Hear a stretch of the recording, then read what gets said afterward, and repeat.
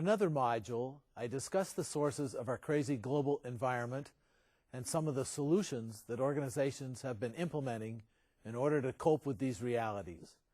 I will now focus more specifically on what I refer to as managerial and leadership solutions. My overarching theme here is what is referred to these days as talent management, but what may just be new words for people management and leadership.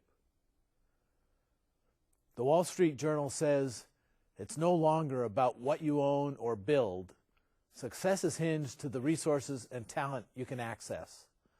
Lloyd Brown, Director of Media and Entertainment at Yahoo, wholeheartedly agrees. He says we are only as successful as the talent we can access. And because we are in a highly competitive business, making the attraction, motivation, and retention of talent our number one priority is the only route to success. First, in order to lay the ground for further discussion, let me describe some important aspects of talent. I want to begin with a discussion of organizational value. Organizational value has always been comprised of three major classes of assets that are integral to an organization's ability to produce goods and services. These are financial assets, physical assets, and intangible assets. Even though all three of these classes of assets have always been important, only the first two, financial assets and physical assets, show up in a business's financial statements and thus historically have been the only assets that firms have been judged by. On the other hand, as I indicated in the first module, today it is the intangible assets that lead to success in today's organizations. Intangible assets, sometimes referred to as intangible capital, include intellectual capital and forms of what have come to be referred to as human capital. Intellectual capital includes copyrights, patents, trademarks, trade secrets, and design rights. And the other forms of intangible capital include human capital, social capital, and customer capital. Since the 1980s, these various forms of intangible assets have been shown to produce the excess earnings that firms have experienced, significantly beyond what can be explained by the traditional financial and physical assets. Indeed, usually 2 to 3 times the value. And beyond doubt, it is these intangible assets that will provide the capabilities to survive today's economic crises. In essence, we've undergone a metamorphosis. In the words of Jack Fitzsimmons, one of the great thinkers about how to measure human resource factors and programs, in the closing years of the 20th century, management has come to accept that people, not cash, buildings, or equipment, are the critical differentiators of a business enterprise. Here is a short description of these three forms of intangible capital. The first of these is human capital, which represents the total knowledge, both tacit and explicit, experience, and attributes of employees. Intellectual property, sometimes referred to as structural capital, represents the codified knowledge that resides within an organization, its patents, copyrights, trade secrets, and trademarks, as well as policy and procedure manuals, databases, corporate files, and departmental and organizational processes. Social capital represents the value that can be found among the relationships within the organization, these that facilitate the transfer of knowledge, such as corporate culture, infrastructure assets, management philosophy and practices, informal networks, and the practices and software that facilitate them, and coaching and mentoring relationships. Customer capital, also referred to as organization capital or relational capital, is the corporate memory possessed by those who have relationships with suppliers, customers, and any other outside entity that interacts with the firm for purpose of accomplishing the work of the organization. According to a major study by Watson Wyatt, the global HR consultancy, adopting and implementing key HR practices, as we've been discussing, such as staffing excellence, communication integrity or telling the truth all the time, and maintaining collegial and flexible workplaces can result in up to an almost 50% increase in market value. The point is that these are intangible activities which don't show on the firm's balance sheet, but which deliver major bottom line results. Study after study and book after book relate similar findings. And yet, so many organizations and their leaders don't seem to get it. In the rest of this module, I want to give you some of the necessary clues and examples for helping you to get it right. In a huge study by the Gallup organization with over 2 million participants, the world's top managers were identified as those who did not play by the rules they were taught by people like me. In the title of the first book that was published to report on the findings of this huge study, the managers were identified as those who first broke all the rules. And their key to doing this was to focus first and foremost on managing employees to their strengths.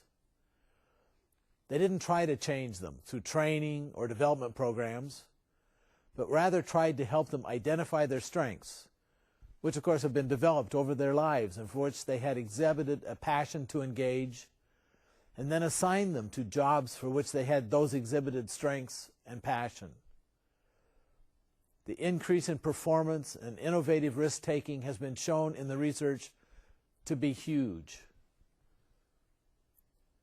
Jim Collins, in the research for his book titled Good to Great, came to a related conclusion, that great managers focus first and foremost on getting the right people on the bus. Then, secondarily, making sure they are sitting in the right seats. Thus, focusing on recruiting and selecting the best possible people, ones who have the strengths, talents, and passions the organization needs to deliver its products and services to its customers, is the first step in any organization's strategy of talent management.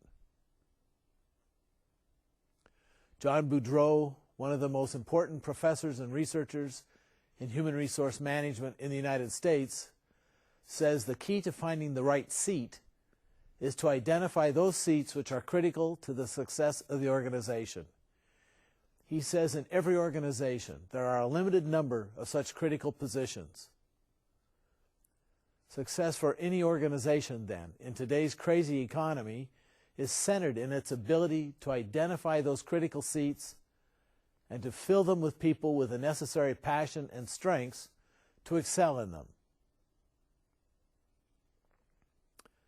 The second key to organizations being successful in this chaotic environment is the nature of their leadership and their ability to develop leaders throughout their ranks.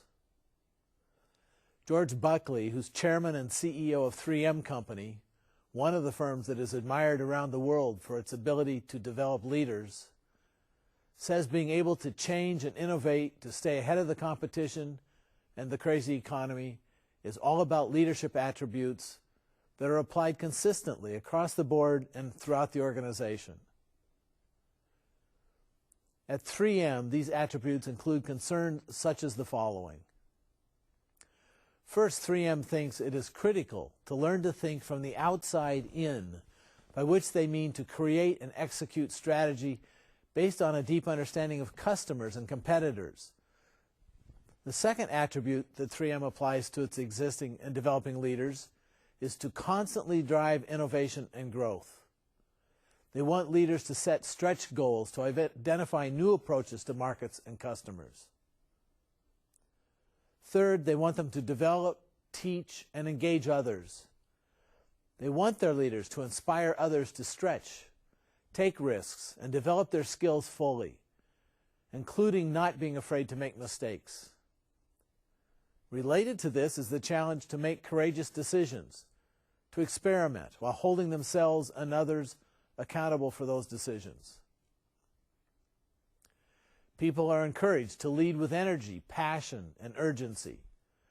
Certainly this crazy world requires such attributes. And lastly, 3M insists that its leaders, at least at all levels, lead with honesty, integrity, and professional ethics, and to expect and encourage inclusiveness in all activities, even when these are not popular or expected. Recently, Jack Welch, former CEO of General Electric and one of the United States' most recognized business leaders, suggested one more important trait, a trait that is critically important today, which is the ability to be flexible enough to admit the need to change. Recently, Welch wrote in Business Week about the fear of flip-flopping, or maybe more to the point, the fear of admitting you made a mistake, or the conditions have changed and now you must also change. He further indicated that today's marketplace is changing so fast that any leader still clinging to a defining strategy needs a kick in the pants, especially if that strategy is based on brand exclusivity. For example, Welch suggested that Howard Schultz, CEO of Starbucks, a business with a very obvious exclusive brand, is right when he says the company must reinvent itself in today's crisis economy with new low-cost coffee products and value meals. Granted, the move may muddy its high-end image, but given the realities of consumer spending in the current economy, it's the right mindset for these times.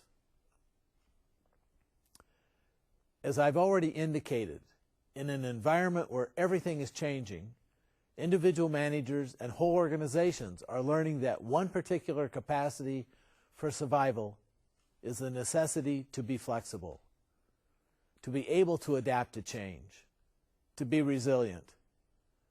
Managers and organizations not only need to accept change, but also must learn, grow, and thrive in it. Resiliency provides the ability to recover quickly from surprises, even from hardships or misfortune. Resilient people demonstrate flexibility, a willingness to try new things, indeed a passion for new things, an ability to survive through constant change and surprise, an attitude of optimism, that is, an ongoing belief in eventual good outcomes, and a continuing openness to learning, which is critical to all of these characteristics. Resiliency is the product of a broad perspective. It is enhanced with a supportive network of professional and personal relationships and taps into individual and organizational abilities to adapt. Thus, it becomes a key element to success on all levels. So, how do individuals and organizations become resilient? The Center for Creative Leadership has studied the careers of thousands of executives and identified a number of themes that help to answer that question. Let me summarize their findings. First, resiliency requires acceptance of change. Change is constant and inevitable, even if we're getting more of it than we think we can deal with. Successful managers and their employees accept change and adapt to it. They seek out new challenges that stretch their skills or minimize their weaknesses, and pay attention to their physical and mental well-being. Secondly, resiliency requires continuous learning. It asks that you acquire new skills and understanding in order to deal with the challenges of change. Resiliency also requires the willingness and ability to take charge of your own career and your own self-development. That is, you must empower yourself to deal with this crazy economy. The research at the Center for Creative Leadership also found that resiliency was connected to having a sense of purpose. People who develop resiliency develop a personal why that gives their work meaning and helps put it into a larger context. A clear sense of purpose helps people view setbacks and necessary realignments from a broader perspective. Resilient people also develop a personal identity that helps them to see themselves as separate from their work, so that when change was required, it didn't shake their view of themselves. Resilient managers cultivate broad personal and professional networks and relationships that become important when looking for a new job and when seeking help to meet challenges for which they may not have the necessary information or skills. And when confronting necessary major reorientation, Resilient managers and employees know how important it is to reflect on their experiences, to seek the learning that new situations produce. They make sure they find the time to consider what has happened, and why it's happened, and why they did what they did, and what they might do differently the next time. In addition to flexibility and resiliency by individuals, teams, and organizations, dealing with today's chaos requires innovation.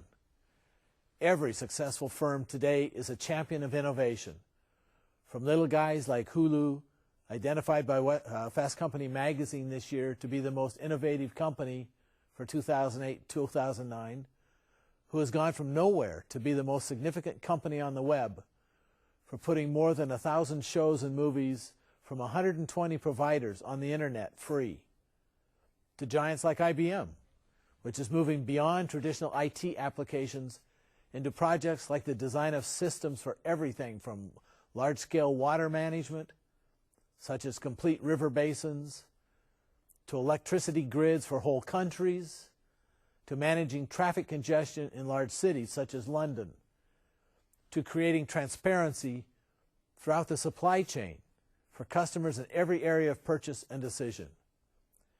Innovation is no longer solely owned and created by big companies like IBM and 3M mentioned in this presentation and developed economies, but now trickles up from emerging economies to advanced economies.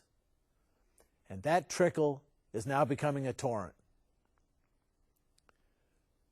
According to McKinsey & Company, the large global management consultancy, there appears to be 4 factors that are changing and challenging the traditional route of innovation, factors from which we all can learn. Developing markets have low-cost, high-quality workers who can both create and execute great ideas. These markets have hard-to-reach consumers who force companies to come up with new ways to serve them. Emerging market consumers don't want Western retreads, but their own unique products and services, some of which may also appeal to Westerners. And there are suppliers in developing markets who are rapidly accessing customers in developed markets. All 4 of these factors can provide opportunities for innovative, developed economy subsidiaries in developing markets and can be transferred to opportunities in developed markets by firms from emerging markets. The ultimate challenge then, the challenge that is at the base of all strategies for surviving this global economic meltdown and realignment, and is central to delivering with flexibility, adaptability, and innovation and creativity, is to attract and keep the best available talent. Talent management must become a total system, a system that engages every department and every person in the organization and is seen by everyone as a system which involves all of the following. The organization must plan who and how many people it needs. It must identify the critical positions and the strengths and passions necessary for successful performance in those critical positions. From this base, it must establish programs to attract and recruit only those candidates it wants. The firm needs to think hard about what employment brand it wants to market in order to become the employer of choice for the best and brightest job candidates. And then it must go about creating that employer of choice brand image. Third, the organization needs to develop ways to correctly and thoroughly assess those it wants during the selection process. The organization must put a high priority on choosing the right talent and pay the price to make sure its selection procedures differentiate between good candidates and great ones. As Jack Welch, former CEO of General Electric, put it, nothing matters more in winning than getting the right players on the field. The best technology and strategies won't make any difference without having the best talent to implement them. As I mentioned earlier, and is worth repeating here, Jim Collins, in his bestseller Good to Great, put it this way: great managers and great organizations worry first and foremost about first getting the right people on the bus. Once the right people are hired, then exposing them to a well-thought-out orientation, or as it is termed these days, onboarding, that introduces them to their jobs, their colleagues, and the organization, is an important step in effective talent management. The orientation process must be given attention by the brightest people to ensure that new employees at all levels are welcomed aboard in a way that ties them emotionally to the firm for a long time. After the new talent is on board, then training and developing them in the skills they need to do their jobs with passion and creativity, and with new skills for finding new applications for their talent, becomes one of the most important benefits the organization can provide talented people. From the top, leadership, down to new employees at all levels and positions. Develop them carefully. This is critical both for the organization that needs constantly growing and developing talent, but also for employees themselves who seek training and personal development above maybe all other possible values. Manage the performance of your employees. People are hired to do a job today and into the future. Marcus Buckingham, originally from the Gallup organization, says global research shows that the best managers manage their employees based on the employees' strengths. Managers need to be taught, if they don't already know it, how to focus on their employees' strengths and how to manage them in such a way as to ensure those strengths flourish. A key component of managing the performance of talent is the approach taken to managing brilliant people.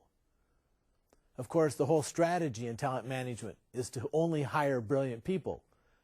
But that being the case, then after making sure they understand the organization's vision for great things, you need to leave them alone to pursue their own great ideas in pursuit of that vision, to innovate, to harness their skills and intelligence to serve customers and society. And this should be the case in all areas of the business, not just developing new products and services, but also in finance and IT and procurement and HR. Rewards and recognition then become central to achieving the motivation and retention that today's successful organizations seek.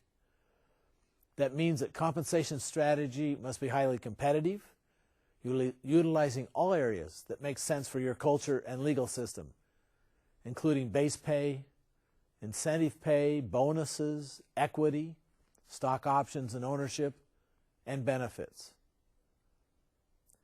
A major component of any talent management program, and a core element, for example, at 3M, is the incorporation of a plan for succession. For any talent development plan to be successful, it must include plans for moving people forward, as well as plans for replacing people who choose to leave, retire, or are promoted. Identifying routes for development and future promotion not only provide motivation for talented employees, but also provides ways to plan employees' job assignments and needed learning opportunities. Talent management also requires paying close attention to retention, particularly having strategies for retaining only those you want. That is, retaining the best and brightest and most productive and creative. This requires managing the turnover process, identifying the voluntary regrettable turnover, people you don't want to lose, as well as the involuntary turnover, those who you have identified as unnecessary to keep. Cypress Semiconductor has developed a plan for holding on to their people, involving everyone from the immediate supervisor up to and including the CEO and founder. If another firm or headhunter tries to pirate away any employee, everyone is expected to get involved to convince the employee that their best interests are served by staying with Cypress, and that they should tell the other firm or headhunter immediately that they are not leaving and to not continue trying. Cypress believes rightly that if the firm has done everything right, from selecting the best employees, giving them the best possible training and assignments, and rewarding and recognizing them for their outstanding contributions, then nobody else can match that, and the employee needs to recognize that their interests are best served by staying with Cypress. Maintaining a high-performing talent management program also requires developing an organizational culture that puts first priority on the whole system of talent management. This means a total system that starts from the very beginning, when people are first recruited and are hired, to when they first come in the door, to how they are managed, to when they leave. The organization's mission and values must be crafted wisely and constantly communicated to employees, showing how what they do directly serves the organization, its customers, and society in general. And last, the organization must live these values. Employees must experience it day to day. Such values must include the use of high-performance teams, the nurturing of innovation, having fun, fostering a sense of community, and aggressive moves to win and be excellent in everything that is done. As my good friend, Professor Wayne Cassio from the University of Colorado at Denver says, there are only 3 types of people in organizations: those who make things happen, those who watch things happen, and those who ask, what just happened? As I indicated earlier in this module, the creative attraction, use, and retention of your human capital through continual innovation and renewal, such as illustrated by IBM and Hulu, are keys to those organizations which will survive and hopefully even thrive during this global meltdown. Again, as Professor Cassio puts it, in today's global, fast-paced environment, the only way to outrun the competition is through constant innovation. What that means is that you must have people who make things happen. And that implies that the wise management of talent is no longer only a competitive advantage. It's a competitive necessity. Your ongoing challenge, then, is to make sure you have the kind of talent in your organization that makes things happen. Thank you.